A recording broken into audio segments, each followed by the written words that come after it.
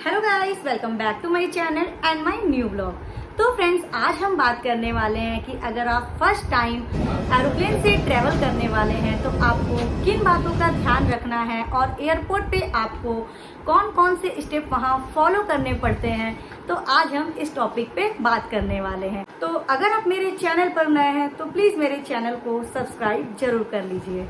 तो चलिए बिना रुके वीडियो में आगे बढ़ते हैं। फ्लाइट में जाने से पहले सबसे पहले हम लोग एयरपोर्ट पर जाते हैं। तो एयरपोर्ट में हमें एक एंट्री गेट मिलता है जहां पर हमें टिकट दिखानी होती है।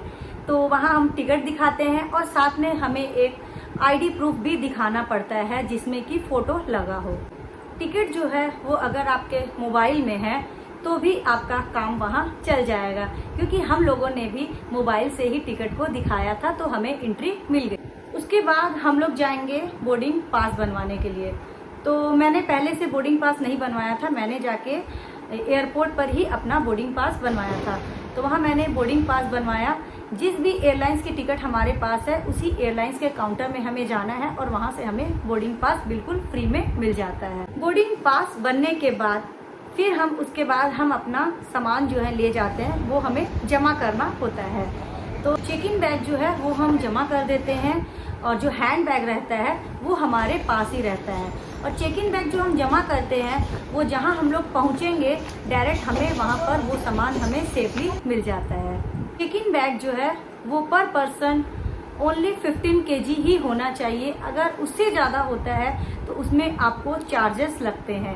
और जो हैंड बैग रहता है उसमें आप 7 kg तक का ही सामान जो है वो ले जा सकते हैं। कुल मिला के टोटल आप एक पर्सन जो है वो ओनली 22 kg ही ले जा सकता है।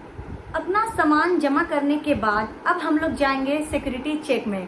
तो सिक्योरिटी चेक में हमें एक ट्रे दी जाती है। उस ट्रे में हमारे पास जो भी हैंड पर्स में रहता है या हैंड बैग में रहता है वो सब हमें उस ट्रे में डाल देना होता है, जो कि सब कुछ चेक होता है। चेक होने के बाद फिर हमें वो वापस मिल जाता है। मतलब आपके पर्स में या हैंड बैग में अगर मोबाइल है, लैपटॉप है, कुछ भी सामान है, वो सब उसमें इलेक्ट्रॉनिक सामान जो भी है उसमें ट्रे में हम लोग डाल देते हैं और वो चेक होके फिर हमें उसी समय वापस मिल जाता है। उसके बाद फिर हमें भी चेक किया जाता है कि हमारे पास कुछ एक्स्ट्रा सामान तो नहीं है। फिर हम देखते हैं कि हमारे बोर्डिंग पास में कौन सा गेट नंबर दिया हुआ है। जैसे रेलवे स्टेशन में बहुत सारे प्लेटफॉर्म होते हैं, उसी तरह एयरपोर्ट पर बहुत सारे गेट होते हैं जो कि बोर्डिंग पास में लिखा हुआ रहता है कि आपको किस गेट नंबर पर जाना है। तो आप किसी से भी पूछकर उस गेट नंबर तक पहुंच जाए।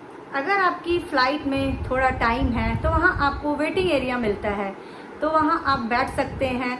और जैसे कभी कभी फ़ोन की बैटरी जो है वो डाउन हो जाती है तो आप वहाँ बैठकर अपने मोबाइल को भी चार्ज कर सकते हैं। जो बोर्डिंग गेट होता है वो 20 मिनट पहले ही ओपन होता है। तो जब आपका बोर्डिंग गेट ओपन हो जाता है तो आपको वहाँ पता चल ही जाएगा कि हमारा जो बोर्डिंग गेट है वो ओपन हो गया है। तो वहाँ पर भी आपको एक बार बोर्डिंग पास दिखाना होता है। तो वहाँ से आप फिर अंदर फ्लाइट के लिए जाते हैं और उसके बाद फिर जब आप फ्लाइट में इंटर करते हैं तो वहाँ पर भी आपको लास्ट टाइम बोर्डिंग पास एक बार और दिखाना पड़ता है। तो उसके बाद आप फ्लाइट में बैठ सकते हैं और एंजॉय कर सकते हैं फ्लाइट को।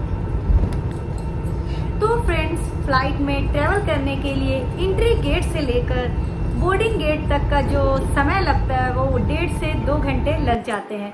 तो मैं आपको ये एडवाइस दूंगी कि कभी भी आप अगर उसे ट्रैवल करते हैं तो कम से कम 2 घंटे पहले जरूर जाएं।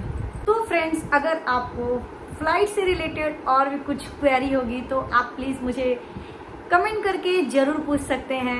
वीडियो अगर आपको अच्छी लगी होगी तो प्लीज़ एक लाइक ज़रूर कर दीजिएगा। अगर आप मेरे चैनल पर नए हैं तो प्लीज़ मेरे चैनल को सब्सक्राइब जरूर कर दीजिएगा। फिर मिलेंगे कोई नई वीडियो में। बाय।